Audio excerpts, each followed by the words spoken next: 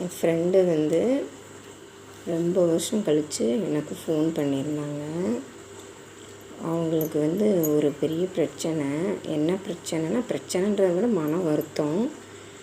என்ன அப்படின்னு கேட்டப்போ, எனக்கு வந்து என் தங்கச்சி, உனக்கு தெரியும்ல, என் தங்கச்சி வந்து காலேஜ் படிச்சுட்ருக்கப்போ ஒரு ஆக்சிடெண்ட்டில் இறந்துட்டா.